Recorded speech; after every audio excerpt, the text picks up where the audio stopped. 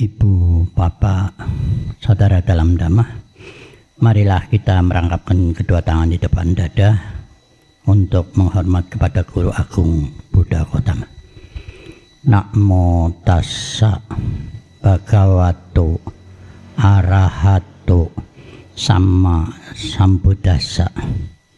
Namo tassa bhagavato arahato samma sambuddhassa. Namo tassa bhagavato arahato samma sambuddhassa. Yang berberkah, yang maha suci, yang telah mencapai penerangan sempurna oleh diri sendiri. Yang berberkah, yang maha suci, yang telah mencapai penerangan sempurna oleh diri sendiri. Yang berberkah, yang maha suci, yang telah mencapai penerangan sempurna oleh diri sendiri. Selamat pagi, Namo Buddhaya. Berjumpa kembali dengan saya di minggu pagi yang walaupun cuaca mendung, cukup sumuk, tetapi kita tetap bersemangat karena kita akan menyambut hari Trisuci Waisak. Sebulan kita telah mendapat pendalaman Dhamma. Sang Guru Agung kita, Buddha Gautama, telah berkorban, berjuang untuk mencari obat, membebaskan semua makhluk dari penderitaan. Kita semua ingin bebas dari penderitaan. Kalau kita bisa membebaskan diri dari penderitaan, pasti kita akan berbahagia. Karena itulah, mari kita melangkah dalam Dhamma. Sang Guru Agung telah menunjukkan jalan untuk membebaskan diri dari penderitaan. Dengan membebaskan diri dari penderitaan, kita akan berbahagia. Kita tidak akan bisa berbahagia kalau hanya berharap mengagumi sang guru yang luar biasa. Guru Agung kita adalah manusia biasa, tapi menjadi luar biasa karena perjuangan sendiri. Guru Agung kita tidak bisa menolong kita, tapi Guru Agung kita telah menunjukkan jalan untuk menuju kebahagiaan. Selanjutnya terserah kepada diri kita sendiri, mau melangkah kemana, menuju penderitaan atau menuju kebahagiaan. Semuanya tergantung dari apa yang kita pikirkan, apa yang kita bicarakan, dan apa yang kita lakukan. Dalam SPD kita sudah banyak mendengarkan Dhamma. Hanya mendengar, kita tidak akan memperoleh manfaat apapun kalau tidak berusaha untuk mempraktekkan. Sebelum saya menguraikan lebih lanjut, seperti biasa saya akan membacakan sebuah perenungan melatih ketahanan mental,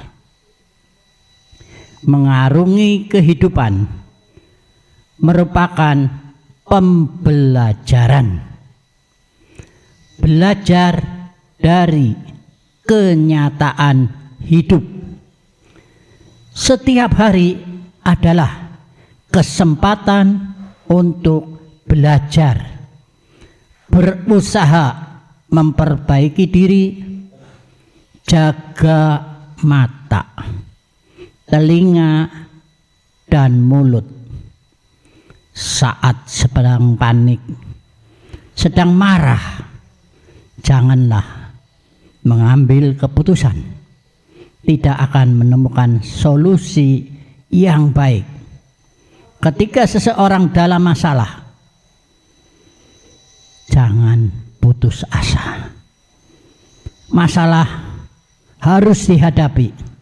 Itu adalah kesempatan untuk melatih ketahanan mental, memiliki pemahaman benar, mengenali keakuan, belajar untuk menjaga diri sendiri, membiasakan diri menjaga pikiran, berbicara dan berbuat baik serta berguna, mengamati diri, apa yang diucapkan, didengarkan, berbuat yang baik dan benar, kesabaran akan muncul karena pernah menghadapi masalah, menjadikan diri lebih baik, berusaha mengembangkan batin, memperoleh kebijaksanaan,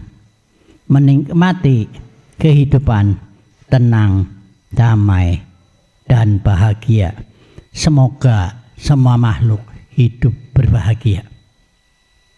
Ibu, bapak, saudara dalam Dhamma, saya mengajak, marilah kita melangkah di dalam kebaikan dan kebenaran. Kita berusaha memahami ajaran guru agung kita agar kita tahu mana yang baik, mana yang buruk. Yang baik dikembangkan, yang buruk ditinggalkan. Dengan melangkah dalam kebaikan dan kebenaran, maka kita telah mengkondisikan kehidupan kita menjadi lebih berbahagia. Kita semua menginginkan kebahagiaan, menginginkan membebaskan diri dari penderitaan. Tetapi kita tidak sadar, salah langkah.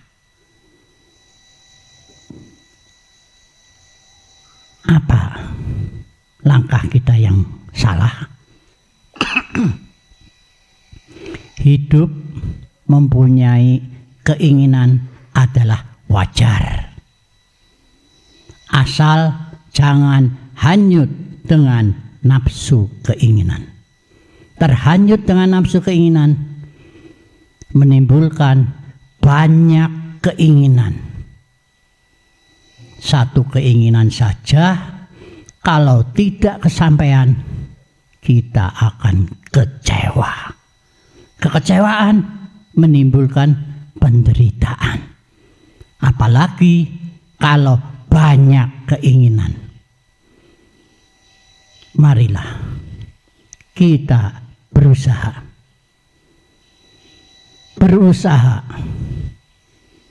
menggapai keinginan wajar, tetapi jangan melekat.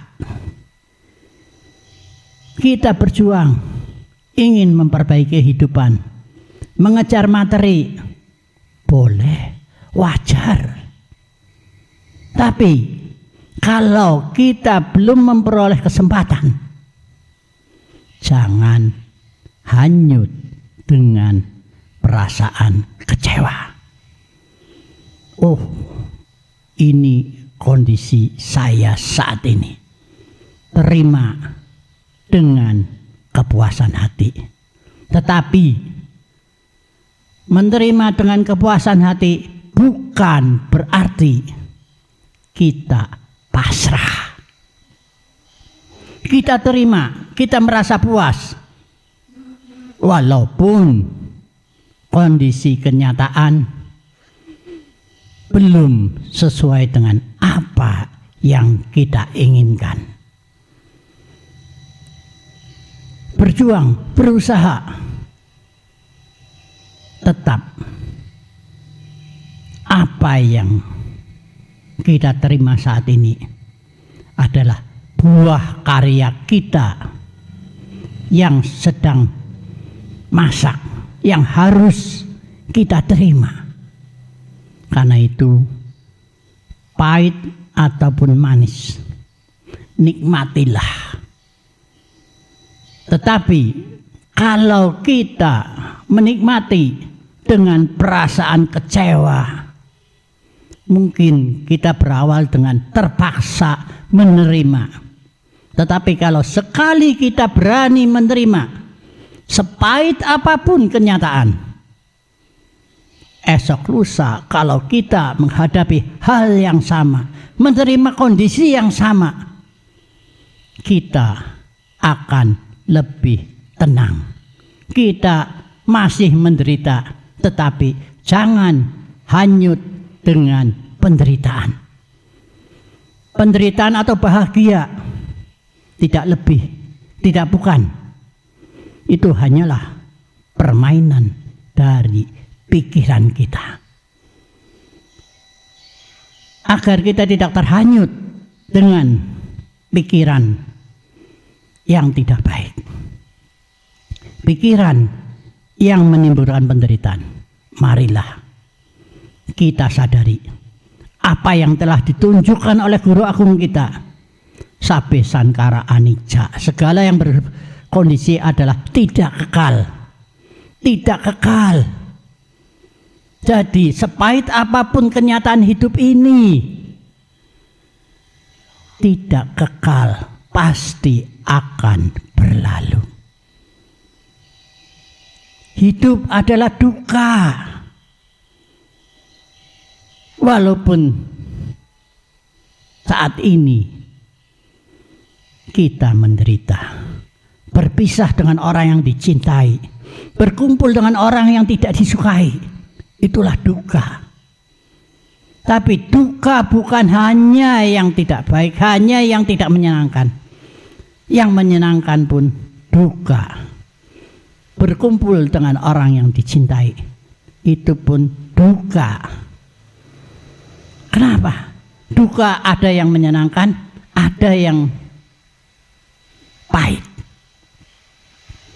Tetapi semuanya pasti akan berlalu. Karena itu jangan melekat. Sabbe dhamanu anatta. Kehidupan tanpa aku, tanpa inti. Aku pun selalu berubah. Pasangan hidup yang dulu demikian mencintaiku juga berubah. Itu kewajaran. Dia anakku, dia istriku, dia suamiku. Itu hanyalah semu. Karena aku yang saat ini duduk di sini dengan tadi sedang baca parita itu sudah tidak sama. Karena diriku sudah berubah. Perubahan terjadi setiap saat. Jadi tidak ada yang bisa dimiliki. Aku wajar mengalami usia tua. Aku wajar mengalami penyakit. Aku wajar mengalami kematian. Saat kematian tiba, istri tercinta, suami tercinta, anak tercinta hanya mengantar sampai di krematorium. Apa yang kita kumpulkan, materi yang berlimpah, kita cari semasa kita masih hidup. Mobil mewah, rumah, gedung, istana, tidak ada satupun yang bisa dibawa. Tidak ada satupun yang bisa dimiliki. Bahkan menjadi rebutan. Bahkan sanak keluarga kita akan pecah, saling ribut, saling berebut dengan kekayaan yang telah seumur hidup kita kumpulkan, pada saatnya kita tinggalkan. Karena itulah, mari kita praktek. Dengan praktek Dhamma, kita akan memperoleh manfaat. Kita akan mendapatkan kebahagiaan dengan memahami, dengan menyadari, mengurangi keakuan. Kita berusaha, kita berjuang, pasti bisa, walaupun tidak mudah. Dengan kita bisa mengurangi keakuan, kita akan bisa mengurangi kemelekatan. Dengan bisa mengurangi keakuan, aku bisa melepas sakit hati. Aku bisa melepas kebencian. Kenapa saya harus membenci? Kenapa saya harus sakit hati? Sedangkan aku ini kosong. Aku ini berubah. Jadi semua yang berkondisi pasti berubah. Karena itulah kebencian di sini, sakit hati di sini bisa kita ubah menjadi ketenangan, kedamaian, cinta kasih. Kalau kita mau berjuang, mau berusaha, mau belajar. Kehidupan adalah pembelajaran. Setiap saat adalah waktu, kesempatan kita untuk belajar, memperbaiki diri, mengkondisikan kehidupan menjadi tenang, damai, dan berbahagia. Marilah kita berjuang untuk diri sendiri, karena diri sendirilah yang bisa membuat hidup kita damai, tentram, tenang, dan berbahagia. Setelah mengurangi keakuan, mengurangi rasa sakit hati, mengurangi kebencian, marilah kita berjuang untuk tidak menjadi marah. Karena tidak ada orang marah yang berbahagia. Kita ingin bahagia, tapi kenapa kita harus selalu suka marah? Ya, siapa yang gak marah? Saya gak salah dicela, saya gak salah dimarahi. Saat kita menerima kemarahan orang lain, berdiam diri, mendengarkan, amati apakah yang dia ucapkan benar. Kalau tidak benar, abaikan. Sesungguhnya orang yang sedang marah adalah orang yang sedang sakit jiwa.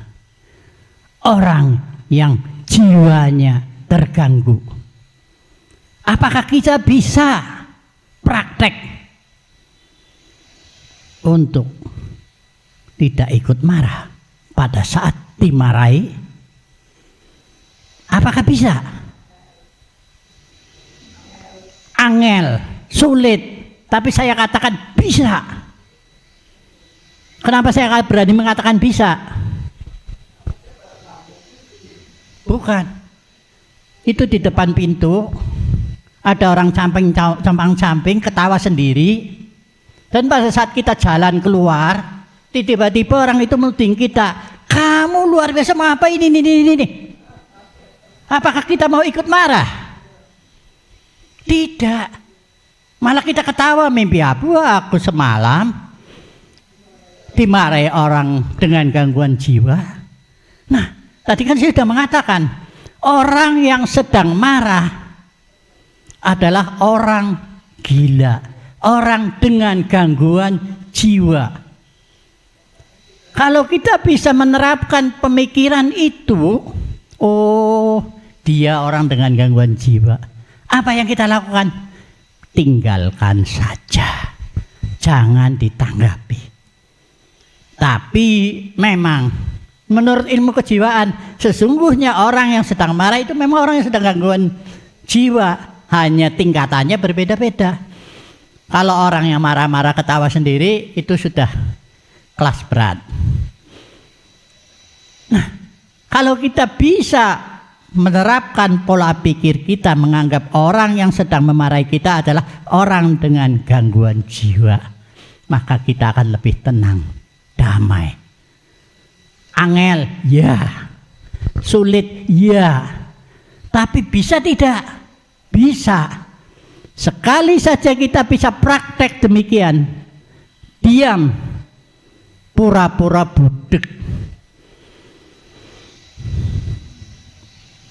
jangan diterima, jangan sakit hati, damailah, saya ingin hidup bahagia. Apakah dia akan memberi kebahagiaan pada saya? Tidak. Apakah dia akan menyakiti saya? Tergantung kita mau apa tidak. Kalau kita mau menerima, kita ikut sakit dengan ucapan orang lain, berarti kita memilih menderita. Tapi kalau kita ingin bahagia, abaikan, tinggalkan. Karena hidup kita sendiri yang menentukan. Hidup harus diperjuangkan. Siapa yang memperjuangkan? Diri sendiri. Sesungguhnya pada saat kita berbuat, berpikir, berbicara, kita bukan untuk orang lain, tetapi untuk diri sendiri. Karena itulah, mari kita praktek kebaikan, menjaga mulut, menjaga mata, menjaga telinga. Itu kunci untuk menikmati kehidupan bahagia. Mari kita membiasakan diri, walaupun hanya sekedar memberitahu, meminta tolong, meminta bantuan. Marilah kita membiasakan diri menggunakan tata bahasa yang baik. Walaupun hanya bergurau, seringkali kita tidak sadar, khususnya orang Tegal, mendengar apa? Dana, aku dikatakan begini. Kalau orang lain daerah mendengar, akan marah. Kata-kata edan, walaupun tujuan kita bukan memarahi, tetapi edan, edanis, itu sering digunakan oleh kita, khususnya orang Tegal. Mari kita berhenti menggunakan kata-kata itu, maka kita akan bisa menjaga mulut. Karena sekarang bahasa Indonesia pun diperbaiki.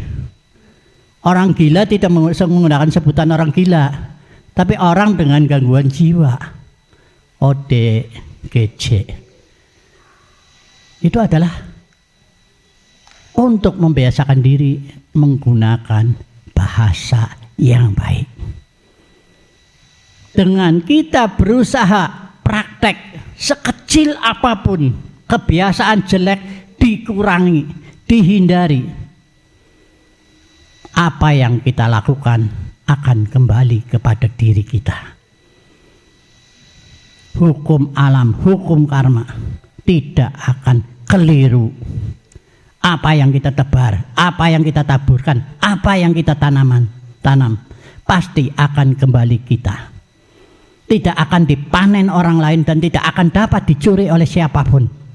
Tetapi kita sendiri yang akan memetik, kita sendiri yang akan menikmati. Karena itulah, ibu, bapak, saudara, sang guru telah menunjukkan jalan. Setiap minggu kita datang ke wihara, bernamaskara, memberi penghormatan kepada guru agung. Tidak cukup. Mari kita praktek kebaikan, mari kita praktek dhamma. Di wihara kesempatan kita mengurangi, melatih diri, mengurangi hal yang tidak baik, melatih diri kita berkumpul dengan banyak orang. Saat mendengar kata-kata yang menyakitkan, sabar, sabar, anicca, tidak kekal. Dengan demikian kita bisa mengurangi kemarahan, mengurangi kebencian. Yakinlah, wihara adalah tempat kita belajar, tempat kita mengendalikan diri. Karena itulah, sesungguhnya umat Buddha wajib datang ke wihara, wajib menjalankan 5 sila. Nah, saya berbicara 5 sila. Ini seringkali banyak orang salah kaprah. 5 sila: menghindari pembunuhan, menghindari pencurian, menghindari perbuatan asusila atau selingkuh, menghindari ucapan tidak benar, menghindari minuman keras dan narkoba. Ini satu paket, tidak bisa dikurangi, dan kita harus praktek. Kita mengaku umat Buddha, 5 hal ini harus dijalani. Menghindari pembunuhan, ya, seluruh makhluk yang harus kita hindari, dari kecoa, semut, nyamuk, tikus, semua itu harus kita hindari untuk tidak dibunuh. Termasuk tidak menyuruh. Kita pengen makan sop ayam, beli bangkai ayam di pasar. Maksudnya ayam yang sudah dipotong. Sekarang kan di pasar banyak. Kita pilih ayam yang hidup. Wah, ini yang gemuk. Saya pilih ini. Dipotong. Jarangi air panas. Glodok, masukkan mesin. Sudah bersih, bawa pulang. Itu termasuk melanggar pembunuhan. Kita ke rumah makan yang ada akuariumnya, kita pilih ikan yang masih hidup, kemudian kita makan dengan lahap. Itu pelanggaran, karena kita melihat, memerintahkan orang untuk melakukan pembunuhan. Orang yang hobi makan kerang itu pasti melanggar pembunuhan.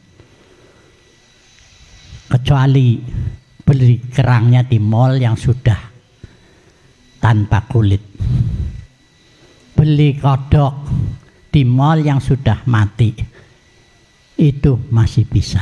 Tapi seringkali orang beranggapan tidak enak, tidak seger. Silakan pilih. Mau milih yang seger apa mau memilih menghindari pembunuhan? Ada satu lagi, kepiting. Kepiting pasti masih hidup, dibunuh. Jadi lebih baik kita tidak beli, tidak makan kepiting. Pengen masih bisa, walaupun terkadang kita keliru karena itu mungkin pihak rumah makan hanya sedikit kepiting, lainnya ayam. Puyong hai, katanya kepiting yang sudah diolah, tapi itu kan sudah diolah, jadi kita bisa merasakan rasa kepiting, tapi tanpa harus membunuh. Ada satu lagi, di saat kita pesta, mau mengadakan pesta, mau menantu, lebih baik kita tidak pesan gurami asam manis, karena ikan gurami pasti dikumpulkan masih hidup untuk diolah, karena nyaris tidak ada, apalagi dengan jumlah yang banyak. Jadi lebih baik kita hindari kalau kita pengen menghindari pembunuhan. Kita sudah berusaha, tapi kadang-kadang lupa. Asik nonton TV, teplak, membunuh nyamuk. Ya, saya sudah gagal, batal seluruhnya. Jangan berpandangan yang demikian, itu keliru. Ini saya melakukan pembunuhan, saya gagal saat ini. Tapi Pancasila harus jalan terus, menghindari pembunuhan, menghindari pencurian, menghindari perbuatan asusila. Itu harus jalan terus. Gagal saat ini bukan berarti menggagalkan seluruh sila yang kita jalani, dan bukan berarti harus kita berhenti. Termasuk pada saat hari-hari tertentu kita berlatih menjalani atas sila, 8 sila. Tidak makan setelah tengah hari. Lupa setelah tengah hari makan jajan, ngemil karena kebiasaan. Ya, saya udah gagal, batal. Jangan membatalkan latihan hanya karena kelupaan satu. Oh, lupa. Ya udah, berhenti, jangan diteruskan. Makannya yang berhenti, latihannya jalan terus. Karena itu masih ada waktu, dan itu adalah latihan 8 sila, bukan 1 sila. Mari kita praktekkan, mari kita berusaha melanjutkan apa yang sudah baik, menghindari yang tidak baik. Dengan kita berjuang, dengan kita belajar, dengan kita berusaha, pasti kita bisa memperbaiki diri. Kita bisa mengkondisikan kehidupan kita lebih baik untuk mencapai kehidupan tenang, damai, dan berbahagia. Marilah kita praktek dhamma, menghindari perbuatan tidak baik, menambah kebaikan. Masih ada satu, bersihkan hati dan pikiran. Kehidupan selalu berubah, tubuh kita kian tua, kian rentah, sakit-sakitan. Pikiran kita makin melemah. Tetapi ada satu hal yang bisa kita perkuat. Usia tidak akan menghalangi, sakit tidak akan menghalangi, yaitu melatih pikiran kita agar menjadi lebih bijaksana. Dengan mempunyai kebijaksanaan, kita akan bisa mengembangkan diri, menjaga ucapan, perbuatan, dan pikiran. Karena itulah mari kita kembangkan kebijaksanaan. Caranya yaitu mengamati pikiran dalam kesadaran, atau istilahnya samadhi, meditasi. Lah, kalau sudah mendengar samadhi atau meditasi, biasanya sungkan. Umat Buddha kalau disuruh latihan meditasi sungkan. Tapi kalau nanti suatu saat meditasi diakui oleh tetangga, kita uring-uringan. tidak akan memperoleh manfaat. Biarkan orang lain ikut praktek meditasi, tetapi diri kita sendirilah yang harus mau belajar, mau praktek. Sang guru telah menunjukkan jalan. Sang guru telah memberi resep. Dokter membeli resep. Kalau kita ke dokter dapat resep, tidak nebus obat, obat tidak dimakan, akan sulit sembuh. Walaupun mungkin ada juga orang yang karena hanya perasaan saja, pokoknya kalau sudah ketemu dokternya sembuh. Ada, itu penyakit kangen sama sang dokter. Ya, saya kira apa yang saya sampaikan hari ini cukup sampai di sini. Semoga membawa manfaat, berguna bagi kita sendiri, mau belajar, mau praktek, agar kita memperoleh manfaat. Semoga apa yang saya sampaikan membawa berkah kebahagiaan bagi saya dan keluarga, dan bagi semua makhluk yang ada di sekitar sini, yang nampak maupun tidak nampak. Semoga sanak keluarga yang telah meninggal ikut merasakan kebahagiaan. Sabe sata bawantu sukitata. Semoga semua makhluk hidup berbahagia.